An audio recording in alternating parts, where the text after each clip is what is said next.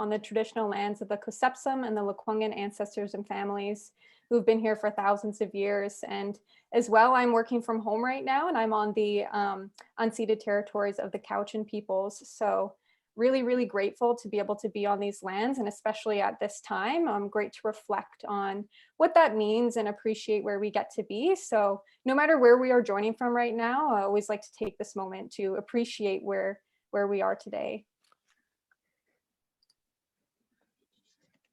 So today we are going to be talking about the Doctor of Social Sciences program. So my name is Christy Jones and I'm an education advisor at the university today, but I am thrilled to be joined today by the experts on this program. So we have two graduates, one of them very recently graduated today, actually. So we have Dr. Sarah Abbott and Dr. Elizabeth Sparling, who are going to be joining us a little later on into the presentation. We'll be digging into a conversation with them about all of their experiences.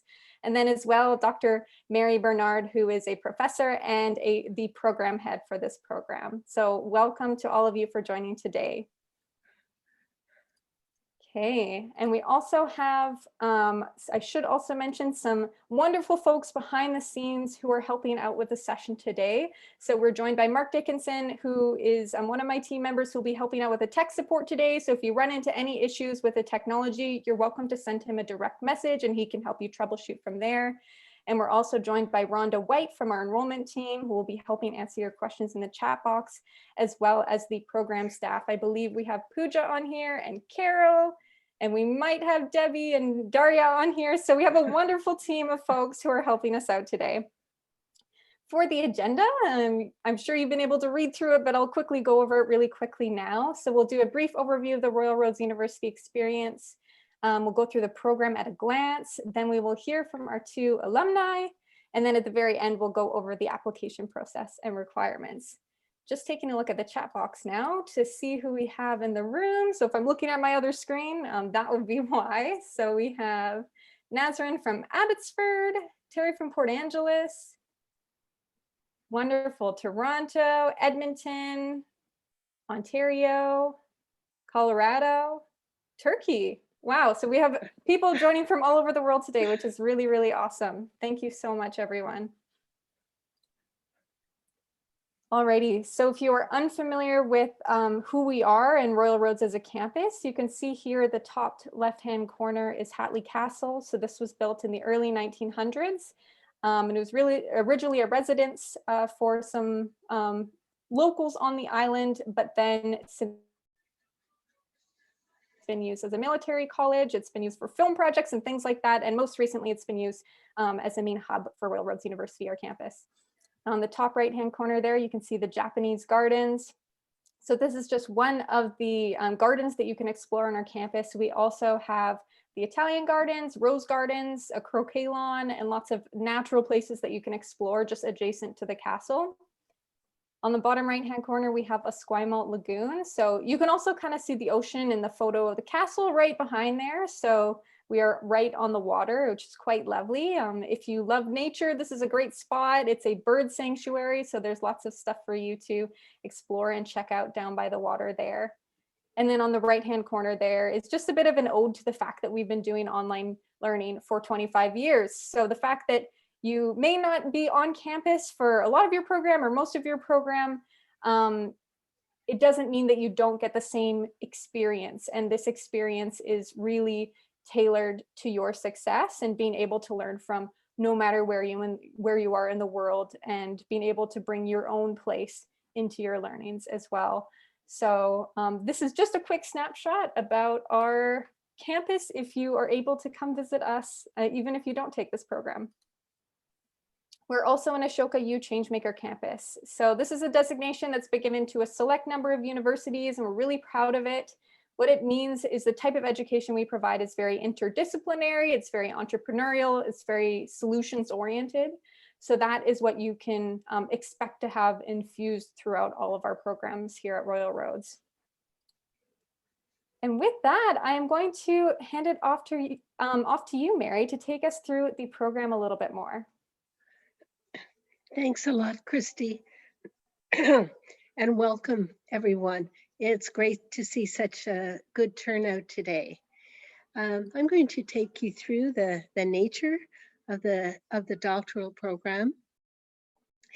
First of all, I wanted to say that we are neither a PhD doctorate nor a professional doctorate. We're somewhere in between.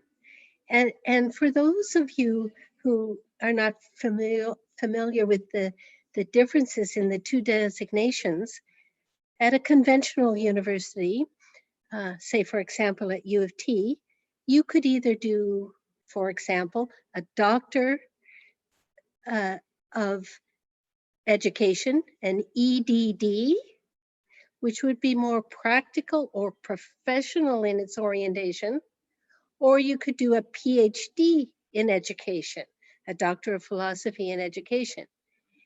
And what we did is created a hybrid degree that is in between the two, where we have the practical, applied, and professional orientation of the professional doctorate, but also drawing on the strengths of the PhD, primarily with a strong research base as well.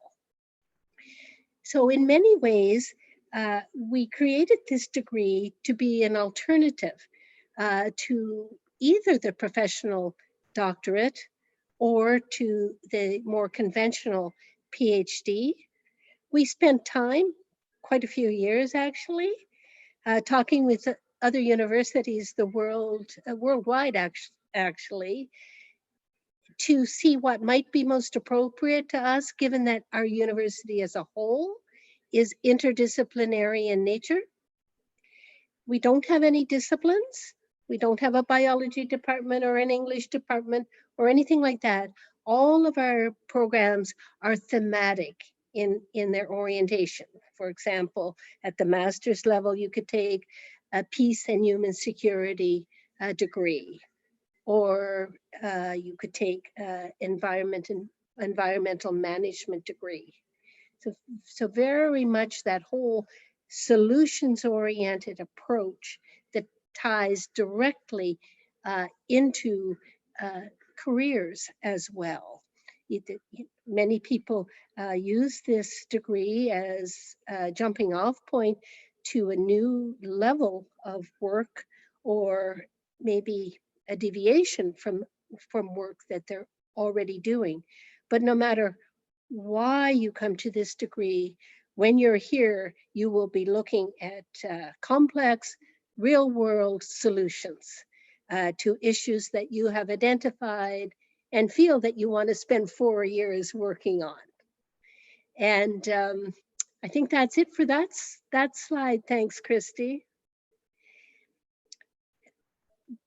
Because we're both applied and interdisciplinary, there's such a wide range of topics that you could choose to work on.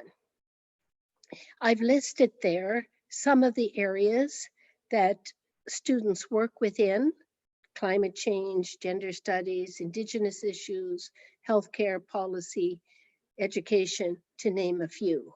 And then within each of those categories, you would have your specific area unique to you that you would develop to work upon. Now, this is just a partial list, because really you can take broadly from the social sciences. And that's the common denominator. You're positioning yourself, especially in your first year of the degree, positioning yourself within the common threads of the social sciences, the underlying assumptions, paradigms and theories that run through the social sciences. So when you have a cohort that you enter with, perhaps 12 people, 12, sometimes as high as 15, that would come into the program together, you may not have any two people working in the same area, but you will have these underlying themes that all of you will be able to relate to in one way or another, in terms of how society works, how change occurs, the theory that you might want to consider as you're looking at your own unique change-oriented project. Thanks, Christy. So the framework here repeats some of what I have mentioned in the other slide, but putting them together here in one slide. We're interdisciplinary in nature and we're applied in nature. So that's just another way of saying we're working on real world problems. You may draw, for example, on historical documentation and so on for the work that you're doing, but for the problem and solution that you're working towards, you're really coming up to the present and working on something that's going to impact the future. Normally, and I hope by January, February, when we have our next intake, there's 2 online residencies, 1 each year, 3 weeks each. And in between, there's online classwork. The blended model is 25 years old at Rural Roads. We started 25 years ago. And so it's one that works very, very well for us. The residencies, the intense in-person residencies, give the students time to get to know one another in a way that I believe is really helpful as you continue your doctorate journey, because the trend has been for those cohorts to stay in touch with one another and to be able to help support one another as you go through the degree. The last item there, flexible supervision. Because we're a small university, we also allow supervision, a primary supervisor to come from outside of Rural Roads University. So for example, if you lived in Toronto and there was a prof at UVic or at York University that you felt would just be an ideal supervisor for you, let us know, and we would work with that potential supervisor to see if we could work out an arrangement and a contract for them to supervise you. Sometimes we'll have as many as 2 faculty members on any given committee that are outside of Rural Roads, but it's more common to have the majority of your supervision come from within Rural Roads. You would have a minimum of 3 supervisors, and one of them would be your primary supervisor. They stay with you, especially during the last few years. Your primary supervisor, it becomes your main advisor for helping you through the dissertation. The criteria is that they have to be at an associate professor level or a full professor level to be the primary supervisor, as opposed to assistant professor level. That's just because we want to know that everyone has had their own research and their own grants and their own publications before they begin to advise you. It's 4 years. Some people take a little more. Some people take 7 years. That's the maximum. And every once in a while, somebody will take a little less. And but it's usually 4 or quite often 5 years that people take. And I think the next item there is just repeating that it's a blended model. But of course, this year, there were no in-person residencies. Even the residencies were online. But I sure am hoping that by January, as things begin to open up in September at universities across Canada, that we'll be able to offer the January, February item residency to be on campus, so you can actually see in person some of those gorgeous pictures that Christy showed you. And I think this is my last slide. Is that right, Christy, before it goes over to you? But I would just say that what's really helpful to do, oh no, I have another slide. If you're thinking of applying, it's good to speak to Rhonda White first. Rhonda is online here today. I just saw that she's answering questions as well. And Rhonda is a senior enrollment advisor, and she's been at the university longer than I have, which means Rhonda, longer than 21 years at this point in time, and knows everything about the university, and is a wonderful resource. She'll answer all your questions in terms of administration and operational and detail about the program. And then you can make an appointment to talk with me either by phone or by Zoom in order to talk about the research itself and your research ideas and how you should approach it in the application. I see we have a slide here on student funding, and you know, it's an expensive degree. We're a public university, but we have a funding model dictated by the provincial government, which makes for a fairly expensive degree. And at the same time, there is financial help. But one thing I really encourage students to do, or potential students to do, is you really have to think of this as, can I self-fund the degree? There's several blogs that Gwen Camden in our financial aid office has recommended that you go on, and they talk specifically about funding available for RRU doctoral students. And of course, we're also eligible for student loans as well through the provincial governments.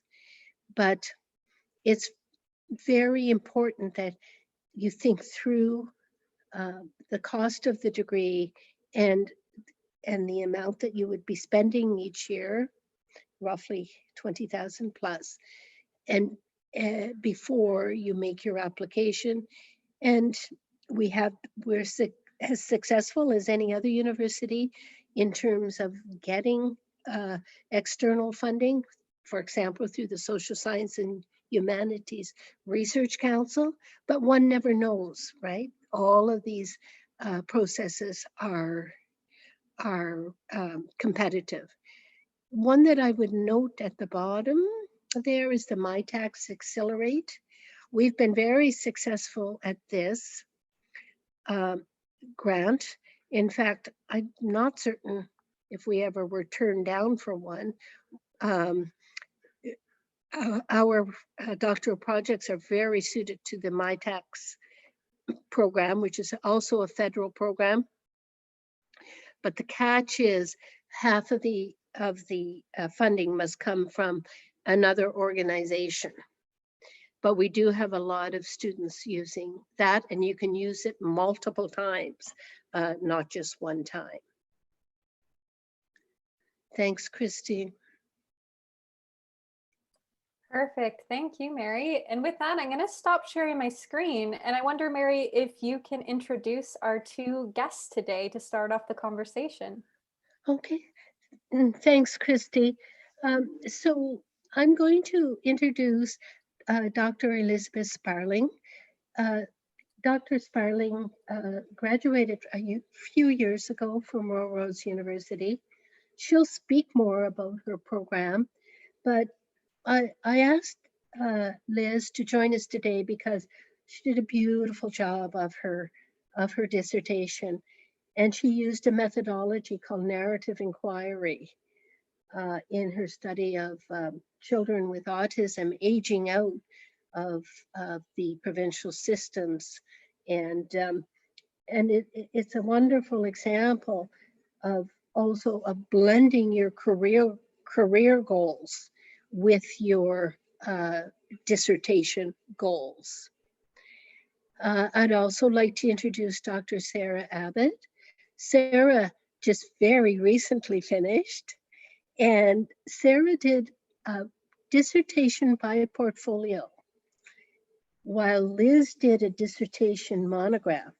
So I think, Liz, you had the maximum page count. I think you were at 400 for your dissertation monograph.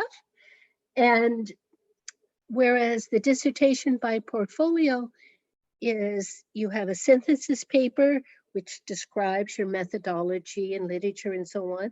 It's a relatively short paper. And then you have a minimum of 3 products: a journal article, it could be a film, it could be a policy paper, many different types of activities that you can do rather than the one monograph. They're equally valid, and but I still remember when Sarah announced in class what her project was going to be. It's on trees, but I'll let her tell you more, and tree communication. Okay, over to you, Liz and Sarah.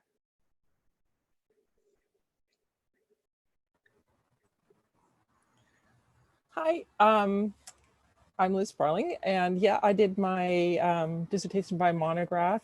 It was 502 pages, but you can squeeze extra pages in by having an appendix. So, you know, you bend those rules in the end. My dissertation, I can't remember what the first question was we were supposed to answer, Christy. So maybe you could give us a hint on that one. Yeah, actually, if you just want to start off by introducing yourself some more, and also maybe providing a bit of a background on what your journey was to bring you to decide to start your studies here. Sure. So as Mary mentioned, it's a combination of work and study meeting, but also home, because I'm the mom of a now just turned 25-year-old son with intellectual disability and autism. And as he was aging out of the services and turning 19 and moving into adult services, is like, this is a great big old void.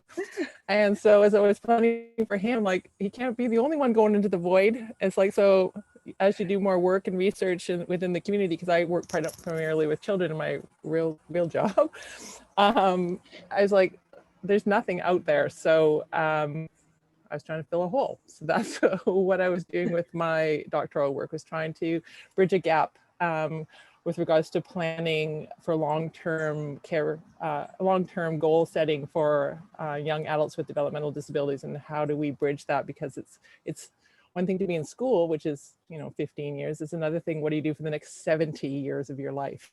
And there was no kind of planning process around that was robust. So that's what led me down the road to the doctoral program.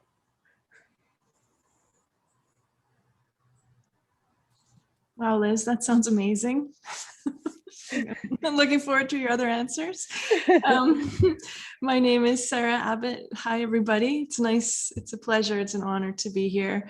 I'm coming to you from Treaty 4 territory in Saskatchewan. I live in Regina. And I guess, okay, so the journey was, I had been working as an associate professor. I got to that level at the University of Regina teaching film production, and we lost our film tax credit, which really kept the industry alive here in a small center. And I could sense in myself that I knew I needed a change. And randomly, we had a guest visit from a fellow that the University of British Columbia funded to come into our program. It was very odd that this happened, but I ended up hosting this person, and he told me about Royal Roads and my supervisor, Dr. Philip Vanini, and public ethnography. And so I realized that there was a lot of overlap with how I had been working already. And I did look into other universities, and I decided that I didn't want to be in a discipline. And that was a real highlight for me coming to Royal Roads, and the freedom to reach out in many different ways. And I will tell you, Mary, that I actually totally forgot to look at the tuition expense before I applied. Which is probably a good thing, how things worked out. Yeah, so, and yeah, the topic that I ended up pursuing was not the topic I applied with, and it was not the topic I applied for funding with. And it came to me during the second residency period. So I had a lot of angst because I wasn't quite sure what my topic was going to be. Pause. Yes. Oh, that's super fascinating though, and great that by that point you were able to change your topic and everything and resolve that angst from not knowing. But thank you so much for providing those intros, both of you. And I know Mary mentioned that one of you did the monograph dissertation or the dissertation by portfolio. Can you each maybe delve into that a bit more and what made you decide to do one over the other and how that played into your research and such? Maybe Sarah, do you want to start this time? Oh, yeah, sure. Okay. I knew from the beginning that I was going to make a film because I'm a filmmaker and that was something that I wanted to do. And so I should just maybe tell you a little bit more about my research in order to contextualize the portfolio. So my research ended up being about the sentient awareness and relationships of trees, including tree-human communication.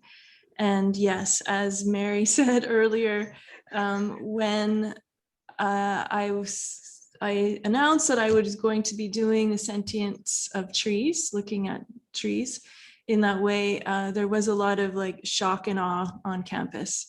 And some people just thought this is unacceptable. And other people were like, wow, amazing, including one of my professors. And if I hadn't told him first, I'm not sure. I was very committed because I believed in this topic, which was totally new to me. I was another surprise. There were lots of surprises for me. But because of his openness, I really felt that that I was tapping into the whole ontological and non-human turn that was happening in academia that I actually had no idea about when the topic came to me. So I ended up working with public ethnography, indigenous research methodologies, and ontological emergence theory. And I traveled for 10 months doing interviews with various kinds of people who know trees in different ways. And I attended workshops on interspecies communication and practice methods to communicate with trees. So that became like a method and an outcome. And one thing that ended up being really important was pursuing opportunities to talk about my research in public and academic settings. And this is key, and I highly recommend that people actually pursue this. And it ended up being like an applied aspect of my my work. And so I set out with this goal to make a film and write an outcomes paper and a methodologies paper. And as I was doing that, I did a lot of other things, including those tree talks. There ended up being 13 of them. And yeah, who knew, right? And so those things take time, and also continuing to work partial time. Anyway, I had some time off, but I was working as an academic and teaching. So that was also time consuming. I got to the end of almost 7 years. And it was like, okay, I haven't made the film. And so I had already published 2 papers, and then I finished the methodologies paper. And that actually was accepted while I was writing my synthesis paper. So I was writing 2 things at once. It was I'm not even sure how I did that. And I highly recommend like just, going for it and being amazed at what you can do. So my dissertation by portfolio ended up being methodologies paper published as an academic journal article, a chapter book chapter related to my research, and a co-authored book chapter that emerged because of connection with somebody through one of my tree talks. There you go.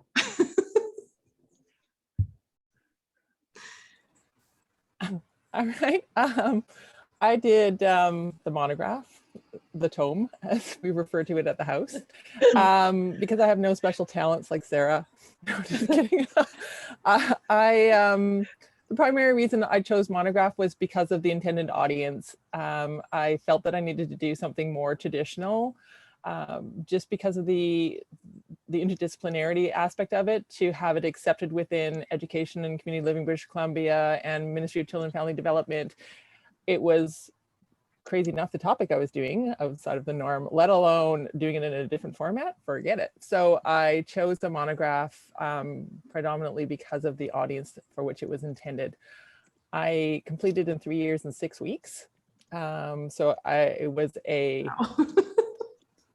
process. I spent 14 months traveling around the province, meeting with I use narrative inquiry as Mary mentioned. So narrative inquiry is a method where you really get to know the participants through extended interviews and participating in things that they enjoy. So I would drive to the Kootenays and spend a weekend in the Kootenays, going to the hot springs and visiting schools and getting to know the participants, and then writing their stories. And then afterwards, writing their stories as a narrative, and then interpreting the narratives together as a collection when they're all done. So that was 14 months of going around the province to do that aspect of the data collection.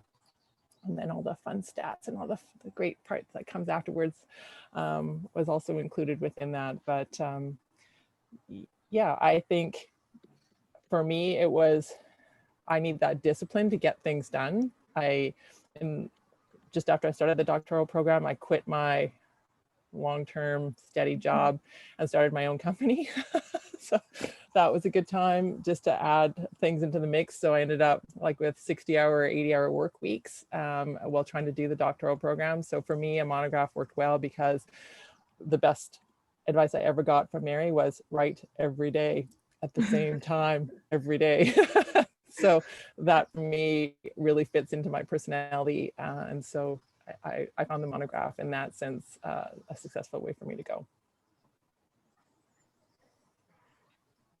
Wonderful, thank you. And I see a question that's in the chat box and it's kind of related to what you just said there. So what is your experience with length of time in the program relative to the percentage of working full-time? Example, if I was hoping to maintain at least 75% of my job, would the 4-year time frame be realistic?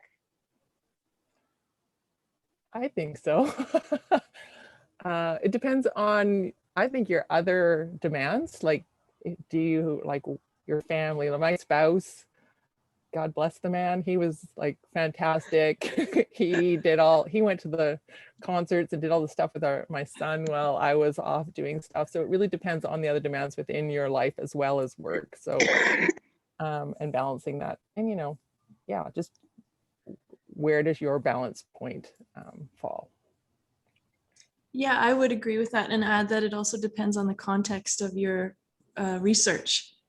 And if you are interested in connecting with conferences and writing and doing additional stuff too. Yeah. And perhaps I could just add there as well, like the degree was designed for people to work full time. Mm-hmm. And there'll be times where, obviously during residency, you either have to arrange for time with your work to take that 3 weeks, or many people actually use their vacation time for that. But I find that there's other key periods, usually when people are coming to the end of their dissertation or have field work if their dissertation involves that, that they will need to arrange with their work some extra time. often, but but I always encourage people to, if they're working full time, that, you know, consider staying working full time, and as opposed to changing your work drastically during the time you're doing the degree. Like, for example, stopping to work and then having to look all over again when you finish the degree. It has happened, and that's a difficult route for people. Perfect. Thank you all. And that was a great question. And yeah, everyone's welcome to contribute more questions. I see more coming in as well, which is perfect. Another one here. Can you integrate your project / thesis with research and work that you were already doing? Getting some nods already? Yep. Okay. Probably, Mary, that's a question for you to answer. Or is that for us, or? It's for any of us, thanks. Yeah. If you, I can start. Mm-hmm. The answer is yes, absolutely. But you have to make it official, like during your candidacy exam and your proposal. And so you couldn't, for example, go back and draw upon work that you did 5 years ago. And, you know, you could for historical purposes, but it would be new research. And importantly, all of your proposals have to go through an ethical review. And ethical review, the biggest thing there is anybody that you interview or observe or otherwise interact with for your research, they have to do a signed consent form. They're saying, I acknowledge I am freely consenting to this interview and freely consenting for you to use my thoughts and ideas in your research. And that's why it's very tricky to use past work if you weren't free to use that information. But on the go forward, absolutely, we definitely encourage, if people have work within their sector and they want to combine it with their degree here, as long as the research project is approved and the consent happens on the go forward, as opposed to retrospective with the individual research participants. And that actually, I think, makes things a little easier when you have your work and your dissertation research and they do this. In my case, it was not like that. I was a film studies person, and then I ended up doing social sciences in areas that did overlap with some of my previous research, but a lot of it was new. And then now I'm in a position where I have been able to integrate some of that into my teaching. I created a climate change course, and I'm going to be teaching a class in non-human knowing. And I bring it in as much as I can, but I also feel like I am now in two worlds, and that's a bit challenging. Yeah. I definitely, my topic was related to my work, and because I own my own company, it was easier in that sense, but still that clear separation for ethical purposes, that this is me as a research person and this is me in my job, needed to occur. I do think, as Sarah mentioned, that if you can have some overlap, it makes it easier. I think the Doctor of Social Sciences program for me, during the process, it was two worlds, because I am a behavior analyst in real life, which is a very positivistic framework traditionally, and my dissertation is the opposite end of the spectrum for methodology to positivistic frameworks. So for me, there was a lot of figuring out how this worked, but I think now it's been a year and a bit out, and there's been enough time to be able to incorporate different ways of thinking into a softening world of applied behavioral analysis. So being able to bring in other ways of thinking in a way that makes practice better. So yeah, I think it's been good. Wonderful, thank you. Mary, I think you're just, Christy, there we go. I see a few quick questions that I can answer very quickly in the chat. The first one is, how much clarity on research issues do you need to have before starting the program? You know, as Sarah said, you can change after you're in, but in that couple of pages that you would do for your application, show clarity of thinking, really is what it is, right? That you've thought about a topic, that you're clear on this is the research question and so on. You don't do your official proposal for almost a year, another year after you're in the program. So there's lots of time to think it through. But you do want to show us in your application that you're thinking academically and you're thinking with clarity. And then there's another question on how do we determine Railroad's faculty interests for supervising? We provide you, and you can Google now on our website, Railroad's faculty. You can draw from any faculty across the university, certainly not just with the DSocSci program, but importantly, if they meet our criteria, which is associate professor or full professor as a primary supervisor, you can draw from other universities. And then it goes through an approval process, myself and the vice president academic. The next question is it strictly mandatory to have at least 10 years of experience? So many of these things are gray. And, you know, if it's less than 10 years, and you have a good project you want to work on and have been thinking about it for some time, do consider doing the application. A lot of these things are not strict, they're more guidelines.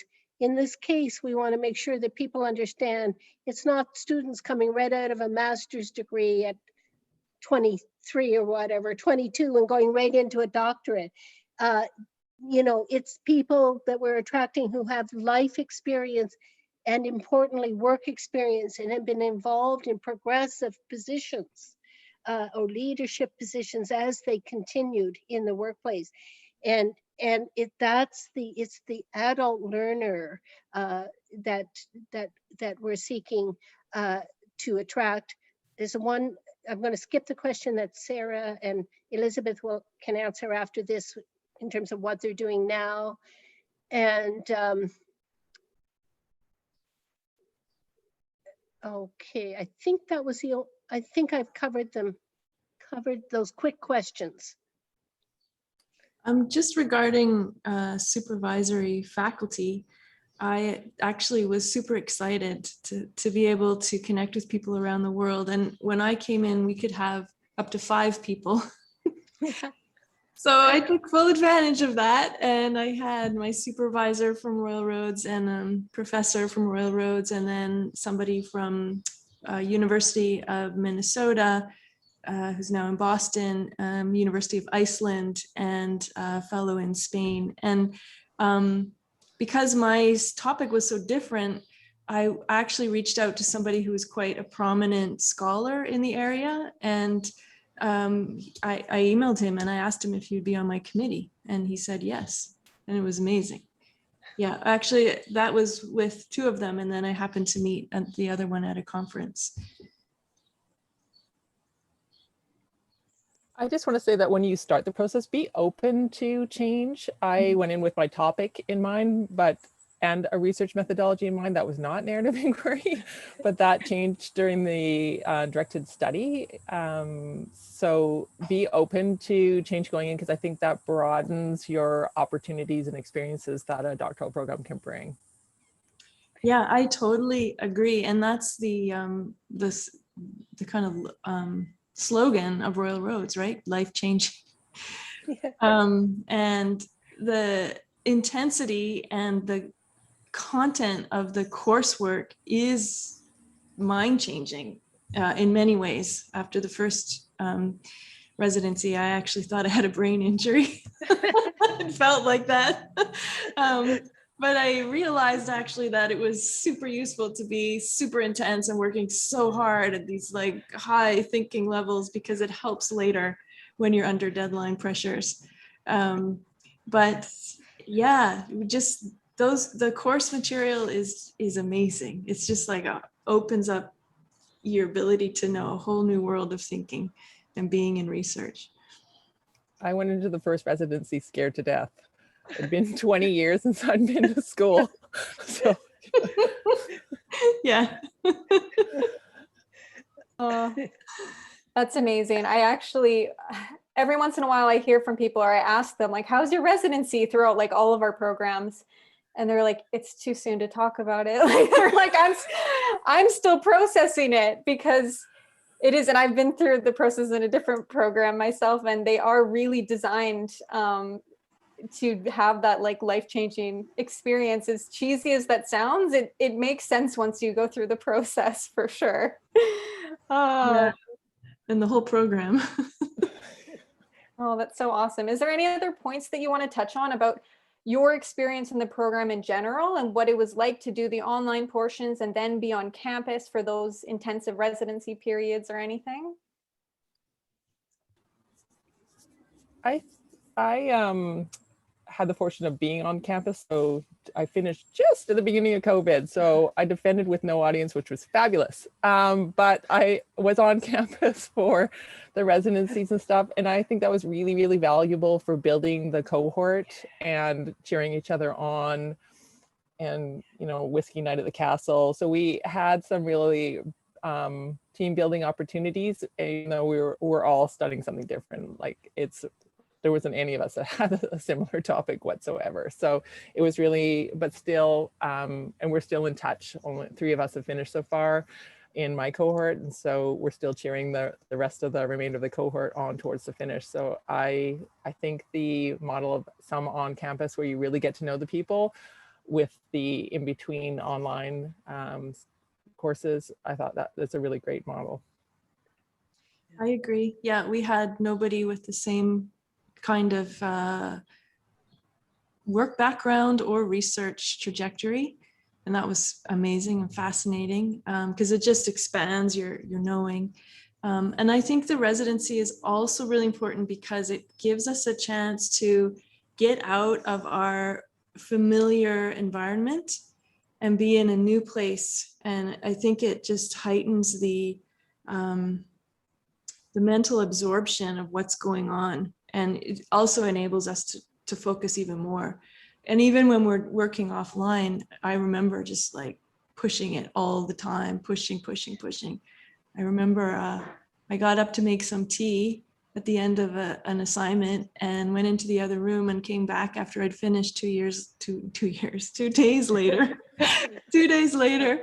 And my burner was on high, and I was so glad that I didn't burn down the place. Yeah, and I also want to say, like, regarding our student experience, that everybody, like, across the board is just so beautifully generous and kind and friendly, and like just jumps at the chance to help at Royal Roads. It's a really beautiful characteristic, I think, of the university. Yeah, and I have notes here. That's what I'm looking at. Yeah, I just have, like, amazing, mind expanding, life changing, super focused, super isolating, super connection, just like everything. I love that. That's like the perfect word web of all of your experiences there. And I would encourage people, not to put your eggs all in one basket. I say this to everybody. Make sure that if you're considering a doctorate program, apply to more than one, and then choose or just like get a feel for more than one. And start thinking about funding early. A reminder that it is competitive, as our most doctoral programs. There was a question that I didn't answer when I was doing sort of short responses there. There was a question wanting to know, for funding purposes, are we considered full-time or part-time? We're considered full-time. So any funding applications would be full-time. Two people behind the scenes and here today, Carol Sandu is manager of the College of Interdisciplinary Studies, and Pooja MacArthur is program manager, and both of those coordinator, and both Pooja and Carol and Debbie Blakely, who works on the DSocSci program as well, are absolutely wonderful resources. And I'm just going to reinforce what Sarah said, because it's a team. It's actually a small team that works behind the scenes and is almost always available to you to answer questions once you're like in advance, but also once you're in the system. And as I mentioned, Rhonda White from the enrollment office as well. So we definitely are here to support you in your questions before you come on, any of us, and as well, importantly, to support you once you are in the system as well. Perfect. Thank you, Mary. Just looking at the time here, we have a few slides to finish off on the application process, but before we head on to that section, there was one question. I'm going to make this a two-parter for both of you to finish it off. First, what are each of you going to do next with this research that you've done and you've come out with? What is that going to look like for your career, or just how it's affected your life going forward? And then second part, what would be any final advice that you'd give to somebody who's considering this program? You want to start, Liz? Sure. I've been able to take my research and utilize it within my job. So we've created a transition program for youth transitioning to adult services, and we're incorporating the learning from the dissertation into real life practice, which has been really great, to produce some recommendations for community living British Columbia. This is a gift that keeps on giving. So you then go forward and write articles. so I've got 3 different articles that are in various stages of back and forth, hoping to finally get published. So that is happening. The first one is the last round, so it should be hopefully soon coming out. So there's those kinds of things to continue on with. Sort of the research or the dissemination of the research afterwards that I think is really important. Yeah, and my recommendations to people. What was that? Do you have any advice for folks that are thinking about taking this program? What should they consider? Or I think really consider, when I was trying to decide whether to do a program like Royal Roads, to do a more traditional PhD program, I think I wanted to be able to affect change. And so really examining why you're going into this program, like why are you going to dedicate the next 4 to 7 years of your life doing this? And so I think that should drive where you choose to go, and if your goal is to make change and have a real impact on your community, I think Royal Roads that's why I ended up there. And I think that's something to really consider, like the outcome. Why are you doing this? And Christy, if I could just add a comment there. One of the questions I seem to be asking a lot these days when potential students call me is, what can you do with this degree that you can't already do in your work, right? because it's a lot of time and energy. So you really want to think that through. You know, what makes sense for you? I know I sound like I'm not selling the degree as much as I'm selling it, but it's such a big life decision.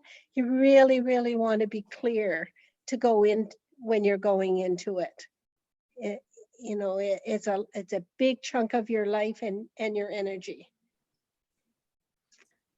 Yes, definitely. 7.5 years later. um, and I totally agree with everything that you said, Liz. I love the gift that keeps on giving. And I would also add that we had this question, Liz and I had some questions to think about before we spoke to you all. And one of them was, what's your biggest aha moment? And I think the thing that for me was unexpected, and of course it makes sense, is that when you go through the program, it's this constant sort of tearing apart and layering of yourself. So of course there's the process of highs and lows. And there comes a point where you start to actually feel built up and expanded by everything that you've learned. And that, in a way, was a slow aha moment where I was like, oh, there's people interested in this work. And my relationship to my work is getting more clear and more strong. And I also went in wanting to make change, and it ended up being this. And I do love the applied aspect of Royal Roads. What am I doing now? I almost feel like, again, that layering in, because I started giving talks in 2018, so at least 2 or 3 or 4 a year, that in itself has sort of created a bit of has woven together. And I feel like it's taken me to where I am now, and I've got connections now building with other people. And I was just had a proposal accepted to give a talk at Oxford, which was like really great. They're having a tree day, and connecting that, so again, that that networking that happens for your research, for yourself, you can build it going forward. And where am I now? I've kind of talked about how it has integrated into my work life, and because I'm already an academic, I'm in a good position going forward to apply for funding to continue on with the research, which I plan to do. But there's also a question mark, because I do feel like I want change, and I'm just waiting for it to show up, what it's going to be. And also, I would say that be prepared that it's not over till it's over, until the revisions are done. So keep a little bit more energy. And yeah, and oh, I just blanked out on what I was going to say. All right, okay, well, I'll come back. And then just a few advice things. It's come up, stretch yourself into different disciplines. Self-care is absolutely crucial. If you don't have a good solid self-care routine, including meditation, eating well, and sleeping and exercise, start now, so that you're not kind of building it as you go. And as you go and it's built, it really will sustain you.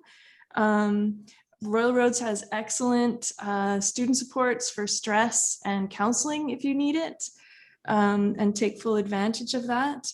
Have a good support team that's going to cheerlead you on. And somebody told me this really great term called, but that's what she's called it, but it's doctoral dipsy-doodleitis. So be prepared that you might feel like kind of spaced out and in a different place and in the cloud. And those are all like excellent places to be.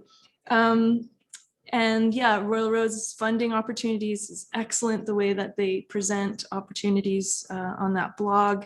And if you get revisions at the end, I think that's actually the best I had minor revisions, and my ego and my perfectionism was like, but I loved that it gave me a chance to go deeper into the work. And lastly, I would say keep a journal. Keep a journal where you're like noting down the dates of everything that you do in relationship to your work, because sometimes you can feel like you're not making progress, but when you've got a journal and you look through it, you're like, wow, I'm doing something every day. And this is also a great place to keep notes for any ethical things that come up, or decisions you have to make, or quick field notes, contacts. Yeah, this is like gold at the end. I think that's it. Oh, that was some great advice. Thank you both so much. With that, I acknowledge we're a little bit over time. So at this time, I just want to say again, it was so wonderful to have you both share your experiences, and you as well, Mary, with providing that context on the program and everything like that. And yeah, really excited for where you both are going to go from here, and what experiences you're going to have from here on out. So thank you again. Our pleasure. Thank you. And with that, I'm actually going to just, if you do need to head off now, you're welcome to catch up later on the recording or anything like that. But I'm going to, at this time, just go over a few final slides on the application process before we close out for this session. But again, if you need to head out, we totally understand. And thank you all for sticking with us to this point here. Okay, so just making sure. Sharing my slides okay. Perfect. So a little bit about the application process. I'm going to speed through these final slides. The admissions. So that would include a master's degree in one of the social sciences or related field, evidence of experience related to the degree program, normally a minimum of 10 years of senior level decision-making authority, which Mary touched on before. And then an interdisciplinary applied research proposal that reflects the current research foci in the College of Interdisciplinary Studies or the schools within the Faculty of Social and Applied Sciences at Royal Roads. So that's kind of a high level of what the admissions looks like. The nitty gritty about how to apply. So there is a $126.28 fee to start off the application. That's a very specific number, I know, but always like to mention that. And then the supporting documents to go with it. So there's official transcripts, which if they can be sent from whichever previous institutions you attend directly to us, we need to accept them sealed, so if they can be sent on to us, but as well, there's some institutions that are doing email transcripts right now just because of the COVID-19 situation and things like that, which we also accept. A detailed resume to go with that, and that can include things like obviously your professional experience, your educational background, but also things like volunteer experience, different projects that you've been a part of, conferences, things like that. This is a great place to include it. Also a writing sample, and then 3 letters of reference. So for that one, I believe it's 2 educational and then 1 professional reference is the ideal standard for that point there. And then the preliminary applied research proposal. And Mary, I was wondering if you wanted to touch on just for a moment on what that applied research proposal could look like. Sure. So I'm just going to go back to the references for a second. We do recognize that you may not have been in school for 20 years or whatever, and it's hard to get academic references. So by all means, you know, do the best you can. But if you can't, you know, references that speak to your potential as an applicant, references from your current workplace or other activities that indicate that has somebody who can give a good guide to how you would perform as a doctoral student. In terms of the preliminary applied research proposal, as noted in one of the questions in the chat box, you know, how much clarity do you have to have? What we're really looking for is an indication of your ability to write academically. So you want to make sure that you have references and so on, and to bring clarity as you know it now. we recognize that it will change, but it's really a demonstration of how you write and how you think academically. Talk about the research question, talk about some of the literature, talk about how you would go about it, and importantly, talk about how it relates to your career or change of career and your background experience. You can bring in your own positionality. You will be writing a resume, you'll be supplying a resume, but it's good to draw upon experience that is important to what you want to do now in the applied research proposal as well. Perfect. Thank you, Mary. So some key dates. Our next intake is in January 2022, and the application deadline is October 10th, 2021. So if you are thinking about doing this soon, it is great to start thinking about getting all those documents in as soon as possible. We do have some time, but that time goes by very, very quickly once you get your application in and everything like that and gathering all the pieces. So it's great to start thinking about that, or we have on our website future intake dates as well if you want to look for further down the road. Our enrollment services. So I recognize there's a number of questions that we may not have been able to get to today. So our enrollment team is going to be a wonderful place for you to reach out and have those questions delved into a little bit more deeper and to go over your own specific case and what your application might look like and things like that. Rhonda is one amazing example of our team. I believe she provided her email in the chat box as well. She's been helping answering questions as we've been going along today and providing useful links, but you're always welcome to reach out to us after this session and start the conversation. So the top contact there is for if you'd be applying as a Canadian student, and then the bottom contact there is if you'd be applying as an international student. And with that, Mary, is there any other final words before we head off today? Students should, as potential students should, as Christy noted, get in touch in particular with Rhonda White. And I see Rhonda just put another piece of information in the chat box. Again, Rhonda can tell you so much about what you need to know about the program. I'm also happy to discuss your research project. Sometimes you have to give me a little bit of time because we have quite a number of things, quite a number of applications, but I'm more than happy to look at your statement, for example, or just discuss it verbally. For example, I saw in the chat box, and there wasn't a space to answer it, but somebody was talking about being involved in urban planning and health, and was that applicable? The short answer is yes, that would be applicable. So it's those kind of questions that I can help you with as well. It would be within the broad number of social science areas that you could develop. Otherwise, best of luck. Yeah, thank you so much, Mary, for those final words, and do reach out. We'd love to hear from you. And thank you again, Sarah. And I know Liz had to head off, but still saying thank you and putting it out there for both of your contributions. And to everyone who stuck around to the end of this session. It was really great to have you all from all over the world joining us today, and to the team that helped us behind the scenes. It takes a village to put these discussions on, so we're really happy that you could all be here to join us today. Alrighty, thanks everybody. And thank you, Christy. Bye-bye. Bye, everybody.